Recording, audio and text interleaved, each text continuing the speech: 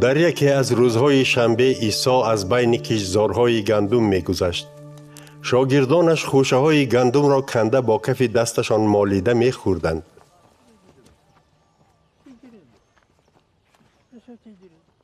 بعضی از فریسیان گفتند: چرا شما کار را می‌کنید که کردن آن در روز شنبه روا نیست؟ عیسی جواب داد: مگر شما در نوشتجات نخوانده اید که شاه داوود وقتی که با همراهانش گرسنه ماند چی کار کرده بود؟ او به خانه خدا در آمده نانی به خدا تقدیم شده را گرفته خورد و به همراهانش نیز داد، حال آنکه از روی شریعت فقط به کاهنان خوردن آن نان ممکن است. بعد به آنها گفت: پسر آدمی زاد خواجه روز شنبه است. باز در یکی از روزهای استراحت عیسی به جماعت خانه در آمده مشغول تعلیم شد.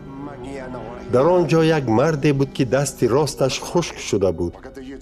استادان شریعت و فریسیان عیسی را مشاهده می کردند که آیا در روز شنبه آدم را شفا می دهد یا نه، تا توانند او را در یگان کار عیبدار کنند. اما عیسی فکر آنها را می دانست و به آن مرد دستش خشک شده گفت: برخیز و در میان جا ایستا. آن مرد برخیست و ایستاد. عیسی به آنها گفت: به شما سوال می دهم، در روز شنبه نیکی کردن رواست یا بدی کردن؟ جان کسی را نجات دادن یا نابود کردن؟ بعد به همه آنها نگاه کرده به آن مرد گفت: دستت را دراز کن. وی دستش را دراز کرد و دستش صحت شد.